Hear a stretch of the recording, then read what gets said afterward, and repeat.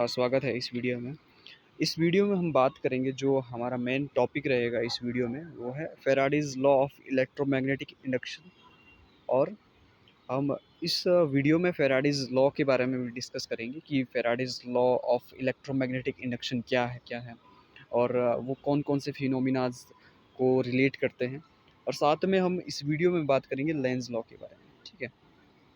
अब क्या है, देखिए दोस्तों, ये जो फ़ैराडेज़ लॉ है ऑफ इलेक्ट्रोमैग्नेटिक इंडक्शन के और लेंज़ लॉ है, ये बेसिक है। कोई भी आप फिनोमिना पढ़ोगे रिलेटेड टू इलेक्ट्रोमैग्नेटिक इंडक्शन, वो सब इसी पर बेस्ड है, ठीक है, इन 3 लॉज़ पे। और जो फ़ैराडेज़ के लॉ है, इनको फर्दर डिवाइड किया गया है फर्स्ट और सेकंड लॉ में। अब हम बात करेंगे कि किस बेस पे इनको डिवाइड किया गया फर्स्ट एंड सेकंड लॉ में, और फिर हम बात करेंगे लेंज़ लॉ के बारे में, ठीक है। तो आगे बढ़ने से पहले हम सबको क्लियर होना चाहिए कि इलेक्ट्रोमैग्नेटिक इंडक्शन होता क्या है, व्हाट इज़ ईएमआई, ठीक है। सबसे बड़ा क्वेश्चन ये होता है। तो ईएमआई को समझते हैं। ईएमआई, ठीक है। इलेक्ट्रोमैग्नेटिक इंडक्शन क्या होता है? तो इलेक्ट्रोमैग्नेटिक इंडक्शन का मतलब हुआ कि इलेक्ट्रिक करंट रिलीज हो रहा है बिकॉज ऑफ मैग्नेटिक फील्ड, ठीक है। अगर हम इसको सिंपल वर्ड में यही कह सकते हैं कि इलेक्ट्रिक करंट रिलीज हो रहा है बिकॉज ऑफ मैग्नेटिक फील्ड। अब क्वेश्चन आता है कि how how electric current is released because of magnetic field. तो क्या होता है, मान लीजिए कंडक्टर है आपके पास, ठीक है। अब ये कंडक्टर है आपके पास, मान लीजिए ये बार मैग्नेट हो गया, बार मैग्नेट, ये नॉर्थ हो गया, ये इसका साउथ हो गया। तो मान लीजिए इस मैग्नेटिक फील्ड रिलीज हो रही है, मैग्नेटिक फील्ड लाइन जिनको आप बोलते हैं।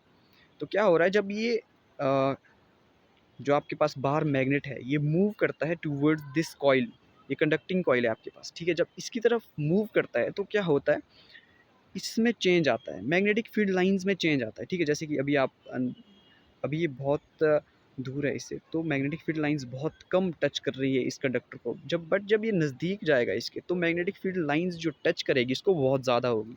तो क्या हो जाएगा, कम से बहुत आ रही है, मतलब there is a change in the magnetic field. अब उस चेंज की वजह से क्या होगा, इसमें एक करंट फ्लो करेगा, ठीक है, बिकॉज ऑफ इंड्यूस्ड ईएमएफ जो इसमें आएगा। अब सीधा सा मतलब ईएमआई का क्या हुआ कि there is a induced current और induced EMF because of change in magnetic field related to that conductor, ठीक है।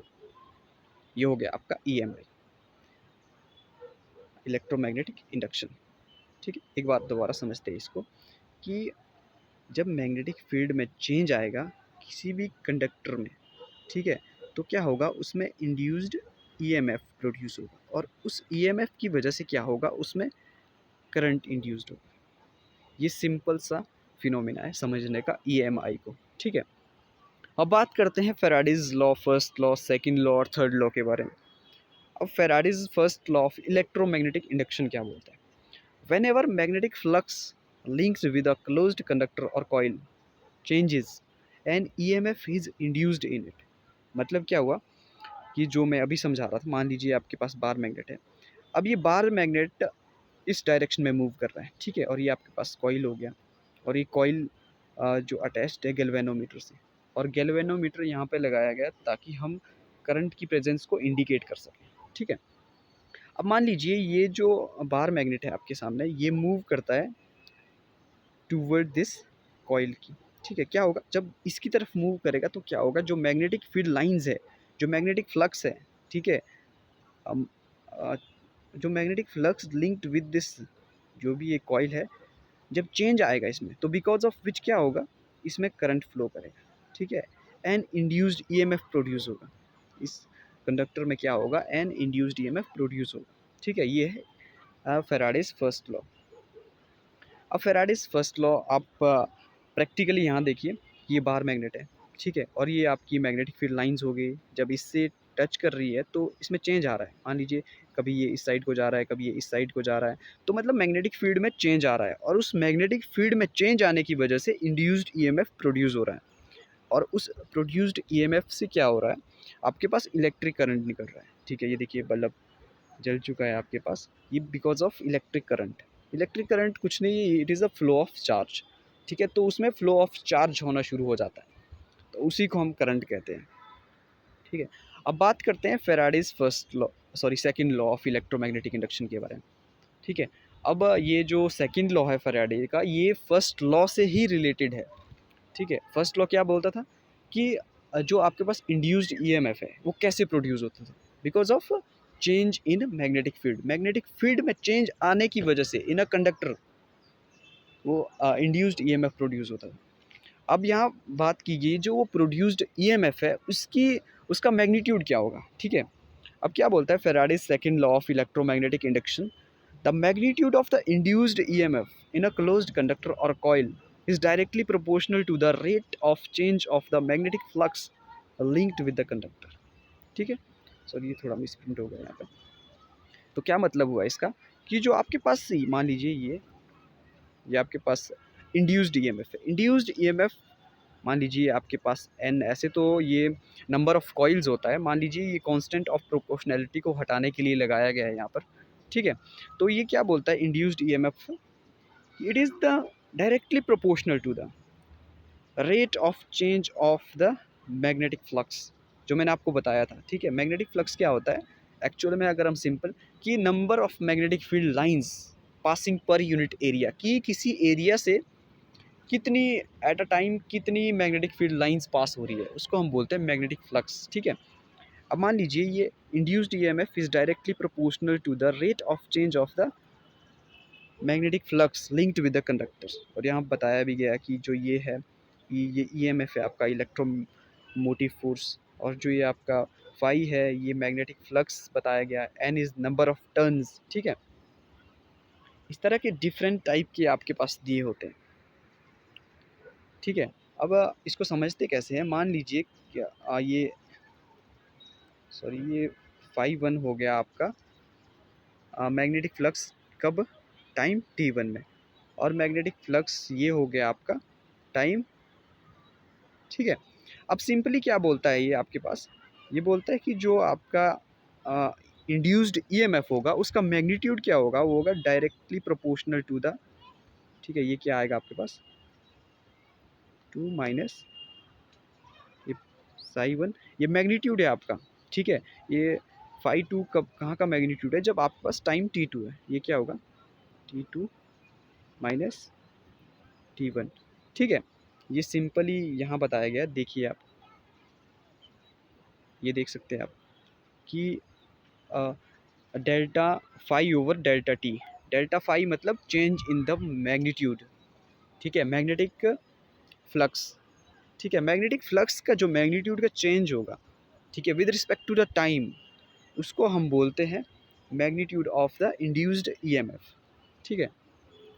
अब एप्लीकेशंस की बात करते हैं, फेराडेज लॉ की एप्लीकेशंस क्या होते हैं, power transformer, electric generator, the induction cooker, electromagnetic flowmeter, ठीक है, इलेक्ट्रिक गिटार, ये जो भी है ये सब जितने भी आपके पास डिवाइस है या इंस्ट्रूमेंट है ये सब बेस्ड है Faraday's law of electromagnetic induction पर। ठीक है। और Faraday's law of electromagnetic induction कुछ नहीं है, ये बस ये बताता है कि वहाँ पे इंड्यूस्ड करंट होता है जब वहाँ पे क्या होता है, there is a change in magnetic field. मतलब सिंपल वर्ड में आप इसको कह सकते हैं कि जब भी किसी भी कंडक्टर में मैग्नेटिक फील्ड उसके सराउंड की मैग्नेटिक फील्ड या उसमें हम मैग्नेटिक फील्ड देते हैं या घटाते हैं, मतलब मैग्नेटिक फील्ड में चेंज करते हैं, तो वहाँ पे इंड्यूस्ड ईएमएफ होगा, और उस इंड्यूस्ड ईएमएफ की वजह से क्या वहाँ पे करंट भी होगा। अब आगे बात करते हैं लेंज लॉ के बारे में। अभी तक आपने जो भी दो लॉज के बारे में बात की, फेराडेज लॉ और कि जो दो लॉ थे first and second law, Faraday's के जो फर्स्ट एंड सेकंड लॉ वो हमें सिर्फ ये बताते थे कि इंड्यूस्ड ईएमएफ होगा वो प्रोड्यूस कैसे होगा मैग्नेटिक फील्ड से, और जो मैग्नीट्यूड होगा इंड्यूस्ड ईएमएफ का वो क्या होगा। बस हमें दो कॉन्सेप्ट दिए गए फेराडेज के द्वारा। ठीक है। अब हम बात करते हैं लेंज लॉ के बारे में। मान लीजिए आपके पास जैसे कि इंड्यूस्ड ईएमएफ है, उसका मैग्नीट्यूड भी पता है, ये भी पता है हमें कि उसका वो कैसे इवॉल्व हो रहा है। ठीक है। How induced EMF is produced by the change in the magnetic field. अब हम बात करते हैं लेंज लॉ। लेंज लॉ क्या बताता है, जो आपके पास इंड्यूस्ड ईएमएफ है उसकी डायरेक्शन क्या होगी। ठीक है। अब इसकी डेफिनेशन क्या है, according to the Lenz law the polarity of the induced EMF in a closed conductor or a coil is such that it opposes the cause produced it। ठीक है, कि जो भी कॉज उसका डायरेक्शन क्या होगी इंड्यूस्ड ईएमएफ की, कि जो भी उसको प्रोड्यूस करेगा, मान लीजिए जिसकी वजह से इंड्यूस्ड ईएमएफ प्रोड्यूस हो रहा है, तो वो उसकी ऑपोजिट डायरेक्शन में होगा। ठीक है, अब समझते हैं इसको कैसे। मान लीजिए when the bar magnetic move towards the closed loop, ये बार मैग्नेट है आपके पास और ये लूप है, ठीक है, और ये बार मैग्नेटिक लूप की ओर मूव कर रहा है, ठीक है। तो मान लीजिए ये मैग्नेटिक फील्ड लाइंस में इंक्रीज हो रहा है, ठीक है। पहले मैग्नेटिक फील्ड लाइन कम थी जब ये दूर था इससे, तो अब जब ये नज़दीक आ रहा है तो मैग्नेटिक फील्ड लाइंस की क्वांटिटी में बढ़ोतरी होगी, ठीक है। उस बढ़ोतरी की वजह से क्या होगा, इसमें एक करंट फ्लो करेगा, और वो करंट कैसा होगा, और उसकी वजह से ये एंटी क्लॉकवाइज घूमेगा, ठीक है। एंटी क्लॉकवाइज क्या प्रोड्यूस करता है, नॉर्थ। ये आप हमेशा याद रखिए कि जब भी करंट किसी भी क्लोज्ड लूप में एंटी क्लॉकवाइज घूमेगा तो वो नॉर्थ पोल की तरह बिहेव करता है, ठीक है। अब ये डेफिनेशन को कैसे समझते हैं लेंज लॉ की, तो लेंज लॉ ने क्या बोला कि जिसकी वजह से, जो कॉज है जिसकी वजह से इंड्यूस्ड ईएमएफ प्रोड्यूस हो रहा है, ठीक है, और उसकी डायरेक्शन क्या होगी इंड्यूस्ड ईएमएफ की, उसके ऑपोजिट। ऑपोजिट का मतलब कि नॉर्थ पोल ये भी प्रोड्यूस करेगा। जब नॉर्थ पोल प्रोड्यूस करता है, नॉर्थ पोल से मैग्नेटिक फील्ड लाइंस प्रोड्यूस होती है। यहाँ भी नॉर्थ पोल हो गया, यहाँ भी नॉर्थ पोल, तो क्या होगा, ये रिपेल करेंगे एक दूसरे को, मतलब दे अपोजिज ईच अदर, ठीक है। ये आपको डेफिनेशन समझ में आ गई कि जिस, मान लीजिए ये कॉज है, इसकी वजह से इंड्यूस्ड ईएमएफ प्रोड्यूस हो रहा है, और जो ईएमएफ जो आपके पास इंड्यूस्ड हो रहा है, ठीक है, उसकी डायरेक्शन क्या होगी एंटी क्लॉकवाइज। एंटी क्लॉकवाइज होने की वजह से क्या होगा, वो नॉर्थ पोल की तरह बिहेव करेगा, और उस नॉर्थ पोल की वजह से वो उसके कॉज को अपोजिट करेगा, मतलब इस मैग्नेट को रिपेल करेगा, ठीक है। अब बात करते हैं when the bar magnet move away from the closed loop, ठीक है। जब बार मैग्नेट दूर जा रहा है इस क्लोज्ड लूप से, तो क्या हो रहा है, उसमें डिक्रीज आ रहा है, ठीक है। मैग्नेटिक फील्ड लाइन में डिक्रीज आ रहा है क्योंकि ये दूर जा रहा है। तो डिक्रीज आने की वजह से क्या होगा, इसमें जो इंड्यूस्ड ईएमएफ और करंट की जो डायरेक्शन होगी वो होगी क्लॉकवाइज, ठीक है। और क्लॉकवाइज आने की वजह से ये बिहेव करेगा लाइक अ साउथ पोल, ठीक है।